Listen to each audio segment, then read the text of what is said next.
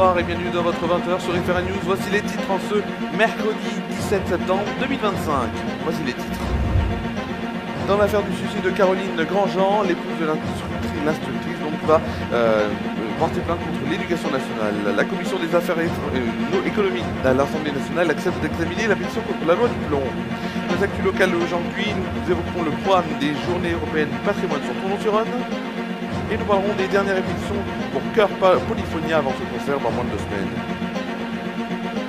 Enfin, nous irons en Martinique où dans le réseau Centre Bus de bus est compromise. On verra ça. On verra tout ça dans cette édition, donc en direct en ce mercredi 17 septembre. Pas comme disait le générique qui n'a pas été malheureusement changé depuis lundi. Dans l'actualité donc de ce mercredi, on combat, et mon combat désormais, c'est qu'elle soit devenue reconnue comme victime, que ceux qui l'ont détruite le reconnaissent. Ce sont les mots donc de l'épouse de Caroline Grandjean, l'institutrice qui s'est suicidée dans le Cantal le jour de la rentrée après avoir été victime d'harcèlement homophobe.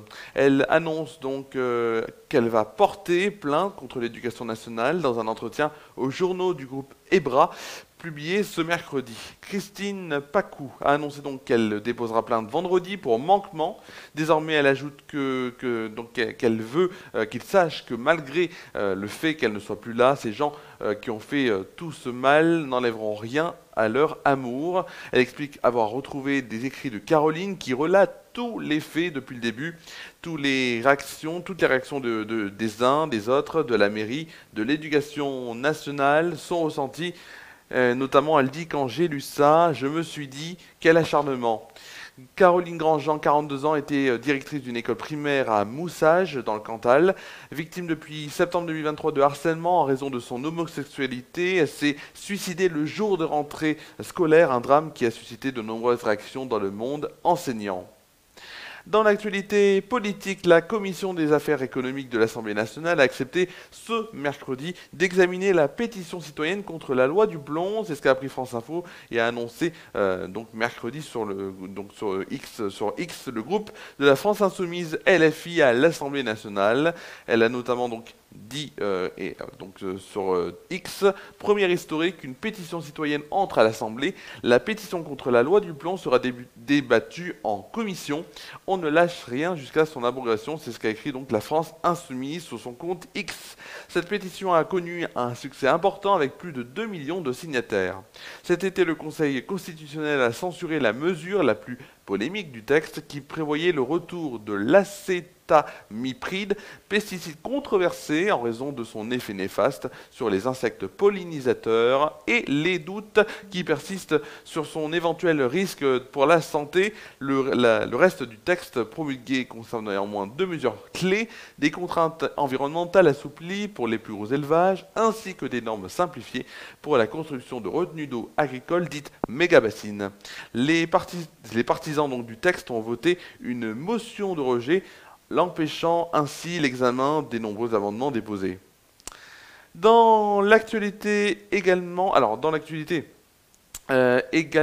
locale maintenant, nous allons évoquer 2 actualités. Tout d'abord, les journées européennes du patrimoine qui vont se dérouler ce week-end. Le château-musée sera pour l'occasion entièrement gratuit, l'occasion de découvrir sa collection permanente et de visiter l'exposition temporaire Impression avec les œuvres de Jeanne Goutel, ainsi que les différentes terrasses et points de vue qu'offre l'édifice.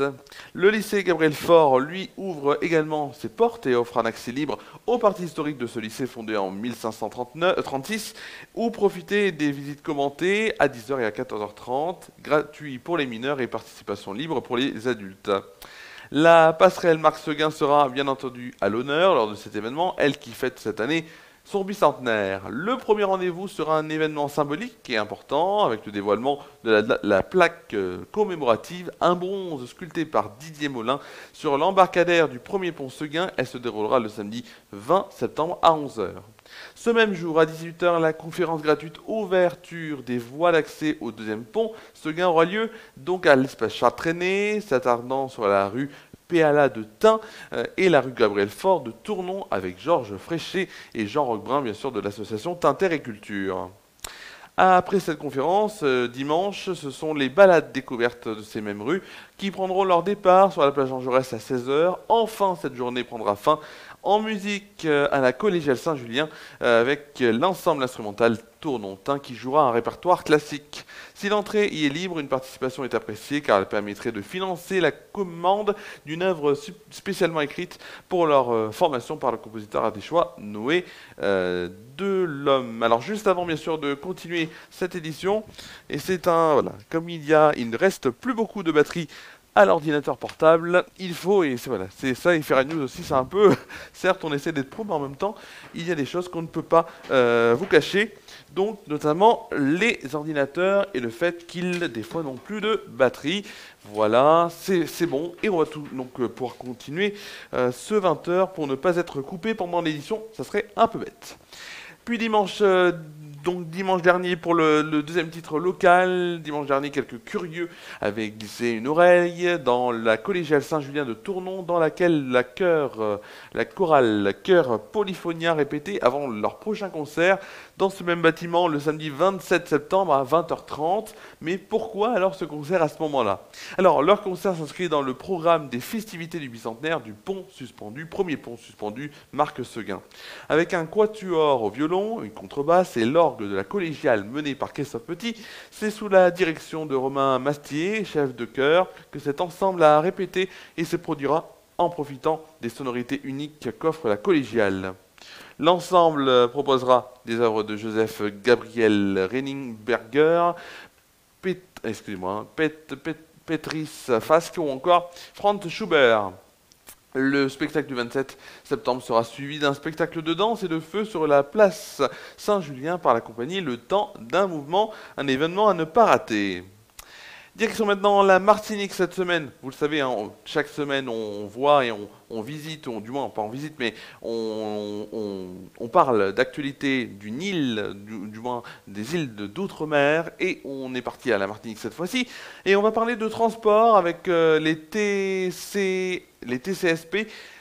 Qui était bien sorti hier. Il n'en était pas de même pour les bus du centre de l'île. Alors pour rappel, depuis le 25 août dernier, le réseau était paralysé par un mouvement social des transporteurs et syndicats opposés à la réorganisation prévue dans le marché provisoire, notamment la suppression de certaines lignes. Différentes sociétés étaient alors concerné par cette refonte. Alain Bias, représentant de Sud Solidaire Transport, détaillait notamment à ce moment-là 5 bus de la CETRAC seraient supprimés sur les lignes 31, 32, 320, 421. La société Transnaf est aussi impactée par les lignes et sur les lignes 25 et 29. Concernant aussi une certaine société Transurbain, ils veulent supprimer un bus sur la ligne 422 et un bus sur la ligne 19. Alors, mais mardi matin, hier matin, la surprise générale, les bus étaient encore aux abonnés absents sur les routes. Alors, aux grandes dames des usagers, bien sûr, et pour cause, selon les informations de France Antilles, les employés de l'entreprise Madine Transport Connect, contestant encore certaines dispositions, auraient décidé et choisi de maintenir la mobilisation sur le site de l'Étang-Zabrico. Résultat, aucune ligne n'a pu être assurée hier depuis Fort-de-France, ce qui paralyse bien sûr les lignes et notamment aussi ceux qui n'ont pas le choix de prendre le bus. Juste avant de se quitter, ce soir il y a Paris Saint-Germain contre l'Atalanta Bergame à suivre sur Canal+.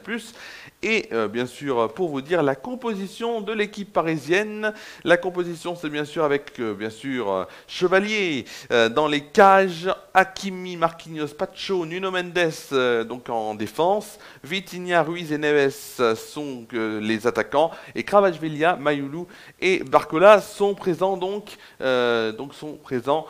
pour cette ligne d'attaque face à l'Atalanta Bergame. Match à 21h, c'est important alors que des débordements et des affrontements ont eu lieu dans les rues de Paris, notamment c'était hier, puisque la veille du match a été houleuse dans les rues de Paris. En effet, le Parisien révèle que 19 supporters de l'Atalanta Bergame ont été placés en garde à vue après des affrontements et des dégradations au sein du premier arrondissement, par rapport à du moins autour de la rencontre, mais le match aura lieu à 21h et donc ce sera alors que Marseille hier s'est incliné face au Real Madrid 2-1, mais ils n'ont pas rougi, ils n'ont pas à rougir les Marseillais de leur prestation d'hier.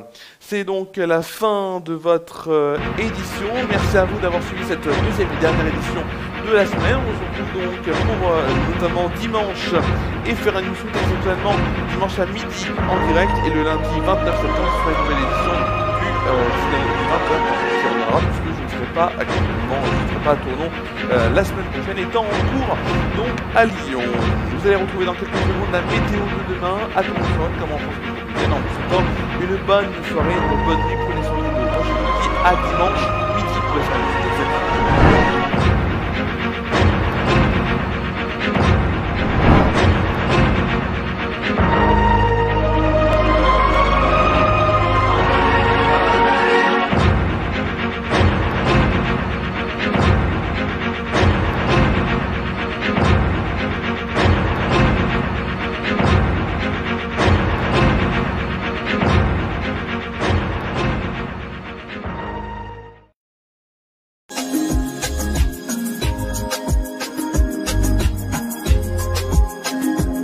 Bienvenue, mesdames, messieurs, pour cette météo de ce jeudi 18 septembre, et on va commencer par Tournon-sur-Rhône avec un ciel ensoleillé pour le matin comme pour l'après-midi. Du côté des températures, nous aurons 22 degrés de moyenne le matin, dans l'après-midi une température à 27 degrés et un pic à 30 degrés.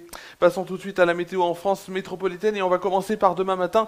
Un temps, on peut le dire, calme et ensoleillé s'installera sur 80% du territoire. Des bancs de brouillard et de nuages bas concerneront les régions proches de la Manche et de l'Atlantique. Il faudra patienter avant de retrouver des éclaircies. Une certaine fraîcheur matinale reviendra du centre au nord-est. Les températures, il fera 8 degrés à Bourges et Limoges, 10 degrés pour Charleville-Mézières, 3 et Orléans, 13 degrés pour Lyon et Bordeaux, 18 degrés à Marseille. Le plus froid sera du côté d'Aurillac avec 7 degrés, le plus chaud du côté de Nice avec 20 degrés. On va tout de suite passer au temps pour donc demain après-midi, avec le beau temps qui se généralisera à la majeure partie du pays avec des températures en nette hausse. Quelques nuages bas résisteront du Finistère au Cotentin. Du côté des températures, il fera 23 degrés à Lille et Charleville-Mézières, 25 degrés à Rouen, Paris, Strasbourg et Dijon, 28 degrés à La Rochelle et Marseille, 30 degrés pour Montélimar. Le plus froid sera du côté de la Bretagne, de Brest, avec 19 degrés, et du côté du plus chaud, c'est Biarritz et Toulouse qui se partageront la température de 33 degrés. Nous fêterons demain les saintes Nadège, Ariane, Nadine, Nadia ou encore Sonia. Le soleil se lèvera à 7h22 et se couchera à 19h45. Nous perdrons ainsi 3 minutes de soleil. Le dicton pour demain, froid de Sainte Nadège, annonce bientôt la neige. C'est la fin de la météo de ce jeudi, juste pour vous dire bien sûr que le prochain point météo sera à retrouver le lundi 29 septembre après le 20h. Bonne soirée à toutes et à tous.